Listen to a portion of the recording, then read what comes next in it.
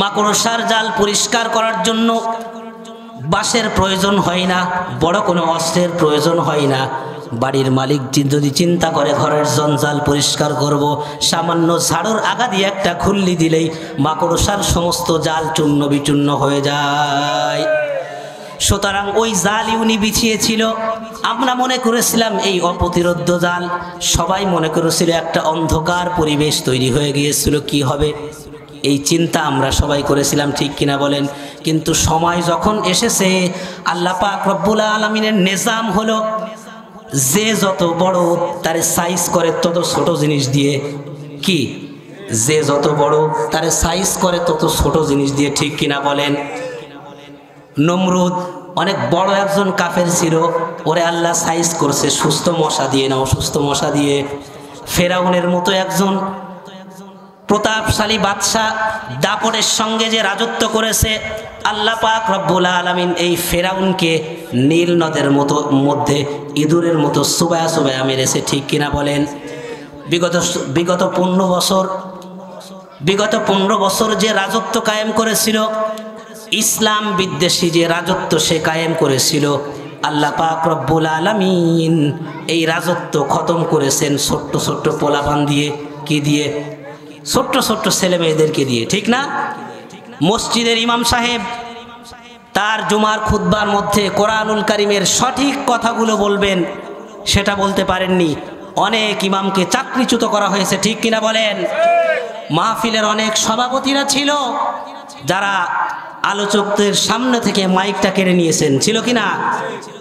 মাহফিলের মঞ্চ থেকে অনেক ইসলামী আলোচকদেরকে গ্রেপ্তার করা হয়েছে, ঠিক কিনা বলেন?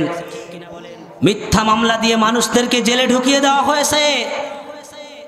অসংখ্য আলেমদের উপরে অবর্ণনীয় নির্যাতন করা হয়েছে, ঠিক কিনা বলেন? শুধু কোরআনুল কারীমের হক কথা বলার কারণে। বাংলাদেশের মুফাসসির জগতের শ্রেষ্ঠ সম্রাট যিনি ছিলেন, আল্লামা দেলওয়ার হোসাইন সাঈদ রহমতুল্লাহি আলাইহি, ওনার কি এমন অপরাধ ছিল, ওনাকে মিথ্যা মামলায় দীর্ঘদিন যাবৎ কারাগারে বন্দী করে রাখা হলো এবং কারাগারে থাকা অবস্থায় তাকে মৃত্যুবরণ করতে হলো। যারা ছিল স্বৈরাচার মনে করেছিল সারা জীবন আমরা ক্ষমতায় থাকবো, ঠিক না? কি মনে করেছিল? আমরা সারা জীবন ক্ষমতায় থাকবো, আমাদের যাওয়া লাগবে না, এরকম তাদের যে চলে যাওয়া লাগবে এই চিন্তা ভাবনা তাদের মধ্যে কি ছিল না? এই চিন্তা ভাবনা তাদের মধ্যে ছিল না। আমি কোরআনুল কারীমের একটা আয়াতে খুব মিল পেয়েছি। আমি বলবো না এটা আওয়ামী লীগ বা স্বৈরাচারের ব্যাপারে এটা নাজিল হয়েছে, কিন্তু আজ থেকে 1450 বছর আগে যে আয়াত নাজিল হয়েছিল সূরা হাশরের 2 নম্বর আয়াতে, আল্লাহ পাক রব্বুল আলামিন একটা ইতিহাস তুলে ধরেছেন। বিশ্বনবী জনাবে মুহাম্মদুর রাসূলুল্লাহ সাল্লাল্লাহু আলাইহি ওয়াসাল্লাম যখন মক্কা থেকে হিজরত করে মদিনায় গেলেন, মদিনার ইহুদিদের সঙ্গে নবীজির চুক্তি হয়েছিল। সেই চুক্তি অনুযায়ী মদিনার বনু নাজির গোত্রের ইহুদিদের সঙ্গে যে চুক্তি হয়েছিল, পরবর্তীতে তারা চুক্তি ভঙ্গ করেছিল। চুক্তি ভঙ্গ হওয়ার কারণে রাসূল তাদের বিরুদ্ধে যুদ্ধ ঘোষণা করেছিলেন। এক পর্যায়ে তারা সব কিছু ছেড়ে পালিয়ে গিয়েছিল। তো যে আয়াতে আল্লাহ পাক রব্বুল আলামিন এই কথা বলেছেন, আল্লাহ বলছেন, মা যানানতুম আন ইয়াখরুজু ওয়া যান্নু আন্নাহুম মানিআতুহুম হুসুনুহুম মিনাল্লাহ ফাআতাহুমুল্লাহু মিন হাইসু লাম ইয়াহতাসিবু ওয়া ক্বাযাফা ফী কুলুবিহিমুর রু'বা ইউখরিবুনা বুয়ুতাহুম বিআইদিহিম ওয়া আইদিল মুমিনিন। আল্লাহ পাক রব্বুল আলামিন বলেন, তারা চিন্তা করেছিল তাদের এই দুর্গ, তাদের এই অপ্রতিরোধ্য দুর্গ কেউ ভেঙে তাদেরকে কোনো ক্ষতি করতে পারবে না, এইটা তারা চিন্তা করেছিল। তাদের হাতিয়ার তাদেরকে রক্ষা করবে, তারা যে দুর্গ তৈরি করেছিল এই দুর্গ তাদের রক্ষা করবে, তারা এটা মনে করেছিল। আল্লাহ বলছেন, তোমরা চিন্তাও করনি তারা পালিয়ে যাবে, আর তারা চিন্তা করেছিল এই দুর্গ তাদেরকে রক্ষা করবে, অথচ আল্লাহ পাক রব্বুল আলামিনের আযাব এমন দিক থেকে আসলো তারা চিন্তাও করতে পারে। আল্লাহ পাক রব্বুল আলামিনের আযাব তাদের উপরে এমন দিক থেকে আসলো তারা চিন্তাও করতে পারে নাই, তারা তাদের ঘর বাড়ি সব কিছু ছেড়ে পালিয়ে গেল। আল্লাহ বলেন ফাতাবিরু ইয়া উলিল আবসার, চক্ষুষ্মান যারা তারা এগুলা দেখে কি করবে? শিক্ষা নেবে।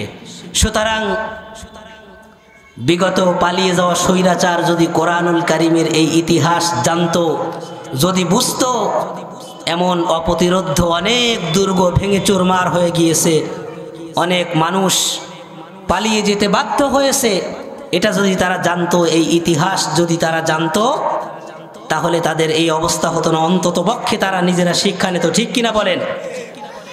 আল্লাহ পাক রব্বুল আলামিন এদের দৃষ্টান্ত এইভাবে দিচ্ছেন। আল্লাহ পাক বলেন মাসালুল লাযীনা ইত্তাখাযু মিন দুনিল্লাহি আউলিয়া কামাসালিল আনকাবুত, আল্লাহকে বাদ দিয়ে যারা অন্যকে অভিভাবক বানায়, আল্লাহকে বাদ দিয়ে যারা ভারতকে অভিভাবক বানায়, আল্লাহকে বাদ দিয়ে যারা দিল্লির বাবা দাদাদেরকে যারা অভিভাবক বানায়, তাদের দৃষ্টান্ত হলো এইরকম মাকড়সার মতো।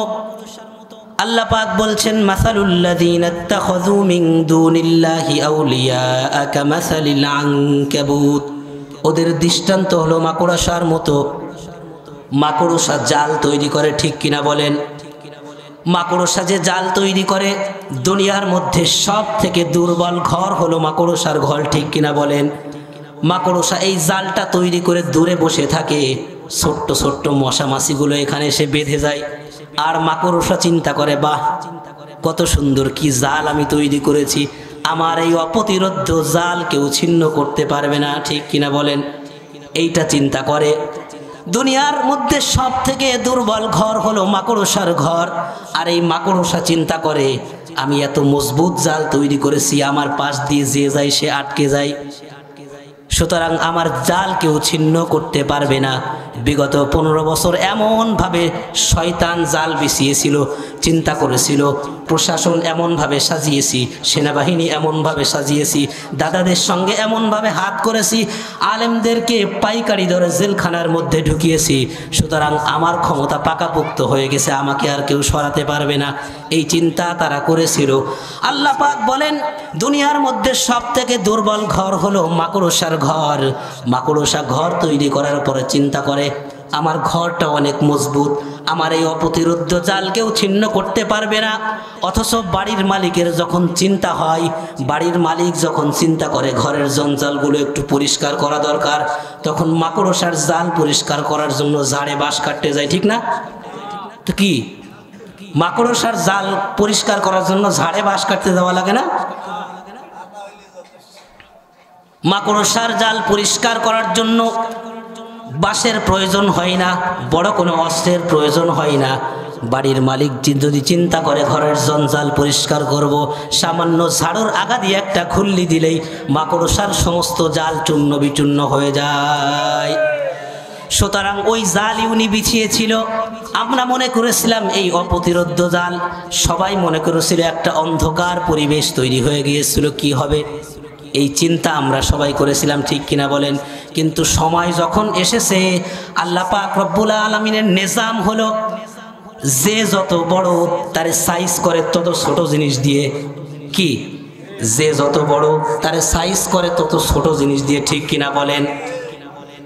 নমরুদ অনেক বড় একজন কাফের ছিল, ওরে আল্লাহ সাইজ করছে সুস্থ মশা দিয়ে না অসুস্থ মশা দিয়ে। ফেরাউনের মতো একজন প্রতাপশালী বাদশা দাপটের সঙ্গে যে রাজত্ব করেছে, আল্লাহ পাক রব্বুল আলামিন এই ফেরাউনকে নীল নদের মধ্যে ইঁদুরের মতো সুবায়া সুবায়া মেরেছে, ঠিক কিনা বলেন? বিগত 15 বছর যে রাজত্ব কায়েম করেছিল, ইসলাম বিদ্বেষী যে রাজত্ব সে কায়েম করেছিল, আল্লাহ পাক রব্বুল আলামিন এই রাজত্ব খতম করেছেন ছোট্ট ছোট্ট পোলাপান দিয়ে, কি দিয়ে? ছোট্ট ছোট্ট ছেলে মেয়েদেরকে দিয়ে, ঠিক না? এই বৈষম্য বিরোধী আন্দোলনে যারা অংশগ্রহণ করেছে, যারা আন্দোলন করেছে, অধিকাংশ সবাই বয়সে কি তরুণ, ঠিক না? আল্লাহ পাক রব্বুল আলামিন এই ছোট্ট জিনিস দিয়েই এদেরকে কি করেছেন? সাইজ করেছেন। এখন আবার শুনতেছি এরা নাকি ফিরে আসবে, ঠিক না? আবার শুনতেছি ফিরে আসবে।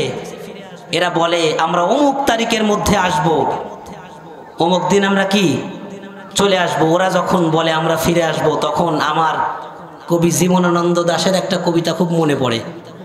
কবি জীবনানন্দ দাশ তার কবিতার মধ্যে বলেছেন, আবার আসিব ফিরে এই ধানসিঁড়িটির তীরে, হয়তো মানুষ নয় হয়তো শঙ্খ চিল শালিকের বেশে, হয়তো ভোরের কাক হয়ে কার্তিকের এই নবান্নের দেশে। সুতরাং তোমরা ফিরে আসো, শালিক হয়ে আসবা আসো, কাক হয়ে আসবা আসো, যা হয়ে হোক তোমরা ফিরে আসো, তোমাদের বিচার করা আমাদের জন্য সুবিধা হবে, ঠিক কিনা বলেন? আজকে তারা হিন্দুদেরকে দিয়ে ষড়যন্ত্র করতেছে, ঠিক কিনা বলেন?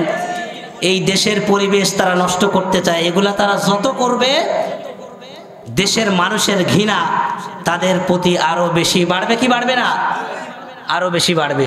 সম্মানিত ভাইয়েরা, কোরআনুল কারীমকে তারা নিস্তব্ধ করে দেওয়ার জন্য, কোরআনুল কারীম বন্ধ করে দেওয়ার জন্য, এই কোরআন যেন প্রতিষ্ঠিত না হয়, এই ষড়যন্ত্র তারা করেছে। অনেক আলেমদেরকে তারা হত্যা করেছে। বিগত 15 বছরে অনেক আলেম শহীদ হয়েছেন, অনেক সাধারণ মানুষ শহীদ হয়েছেন, ঠিক কিনা বলেন? এজন্য যেই জমিনের মধ্যে শহীদের রক্ত থাকে, আল্লাহ পাক রব্বুল আলামিন ওই জমিনটাকে ইসলামের জন্য উর্বর ভূমিতে পরিণত করে দেন, ঠিক কিনা বলেন? সুতরাং এই জমিনে অসংখ্য শহীদের রক্ত ঝরেছে। এই জমিনে আল্লামা দেলোয়ার হোসেন সাইদি রহমতুল্লাহ আলাইহি তিনি শুয়ে আছেন। এই জমিনে শহীদের রক্ত ঝরার কারণে এটা ইসলামের জন্য এক উর্বর ভূমিতে পরিণত হয়েছে, ঠিক কিনা বলেন? সুতরাং আগামীর বাংলাদেশ ন্যায় ইনসাফের বাংলাদেশ, ঠিক কিনা বলেন? আগামীর বাংলাদেশ কোরআনের বাংলাদেশ, আগামীর বাংলাদেশ ইসলামের বাংলাদেশ, ঠিক কিনা বলেন?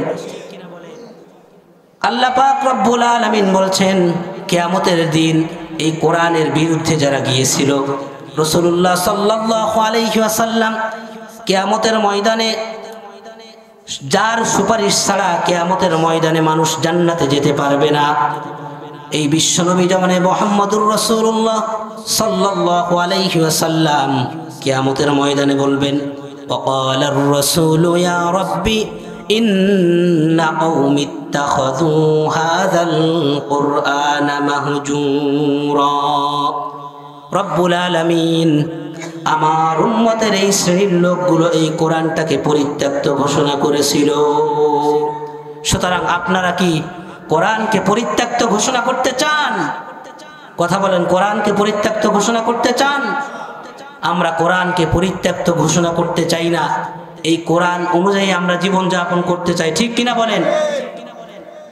রব্বুল আলামিন বলেন, যারা কোরআন থেকে বিমুখ হয়ে যাবে, এই কোরআনুল কারীম থেকে তারা দূরে সরে যাবে, রব্বুল আলামিন বলছেন, ওয়ামান আ'রাদা আন যিকরি ফাইন্না লাহু মাঈশাতান দানকা ওয়া নাহশুরুহু ইয়াওমাল কিয়ামাতি আ'মা। যারা আমার স্মরণ থেকে মুখ ফিরিয়ে নিবে, আমার স্মরণ বিমুখ হয়ে যাবে, আল্লাহ পাক রব্বুল আলামিন তাদেরকে দুনিয়ার জীবনটা সংকীর্ণ করে দিবেন এবং কিয়ামতের ময়দানে রব্বুল আলামিন এই সমস্ত মানুষদেরকে অন্ধ অবস্থায় কিয়ামতের ময়দানে উঠাবেন। অন্ধ অবস্থায় ওঠার পর বলবে, রব্বি লিমা হাশারতানি আ'মা ওয়া ক্বাদ কুনতু বাসীরা। রব্বুল আলামিন, আমি তো দুনিয়ার মধ্যে চক্ষুষ্মান ছিলাম, দুনিয়াতে তো আমার চোখ ভালো ছিল, কিয়ামতের ময়দানে তুমি আমাকে কেন অন্ধ অবস্থায় উঠালে? আল্লাহ পাক রব্বুল আলামিন বলবেন, ক্বালা কাযালিকা আতাতকা আয়াতুনা ফানাসিতাহা ওয়া কাযালিকাল ইয়াওমা তুনসা। আল্লাহ বলবেন, আমার আয়াতগুলো যখন তোমার সামনে গিয়েছিল, আমার আয়াতগুলো যখন তোমার সামনে তেলাওয়াত করা হয়েছিল, আমার আয়াতগুলো, আমার কোরআন যখন তোমার কাছে গিয়েছিল, তখন আমার কোরআনকে তুমি যেভাবে ভুলে গেছো, ভুলে গিয়েছিলে, আজকেও তোমাকে সেভাবে ভুলে যাওয়া হবে। এজন্য কিয়ামতের ময়দানে ওয়াকালাল্লাযীনা কাফারু রব্বানা আরিনাল্লাযাইনি আযাল্লানা মিনাল জিন্নি ওয়াল ইনসি নাজআলহুমা তাহতা আকদামিনা লিয়াকুনা মিনাল আসফালিন। কাফেররা কিয়ামতের ময়দানে বলবে, হে আমার প্রতিপালক, যেই সমস্ত জিন এবং মানুষ আমাদেরকে বিপদগামী করেছিল, আমাদেরকে সঠিক পথ থেকে যারা দূরে সরিয়ে দিয়েছিল, তাদেরকে একটু আমার সামনে এনে দাও, আমি তাকে একটু পায়ের নিচেই পিষ্ট করব, পায়ের নিচেই পাড়াবো, যেন তাকে আমি লাঞ্ছিত করতে পারি। সুতরাং দুনিয়ার যেই সমস্ত নেতাদের পাল্লায় পড়ে আজকে আপনি কোরআন থেকে দূরে সরে গিয়েছেন, ইসলাম থেকে দূরে সরে গিয়েছেন, দিন থেকে দূরে সরে গিয়েছেন, কিয়ামতের ময়দানে এই সমস্ত নেতারা কর্মীদের কি খাবে? পাড়া খাবে, ঠিক না? কিয়ামতের ময়দানে আমরা দেখেছি নেতারা কত সুন্দর সুন্দর ভাষণ দেয়, কত সুন্দর সুন্দর কথা বলে। বিগত 15 বছরে আমরা দেখেছি নেতারা অনেক সময় মাহফিলে গিয়েছে, বিভিন্ন ধর্মীয় অনুষ্ঠানে গিয়েছে।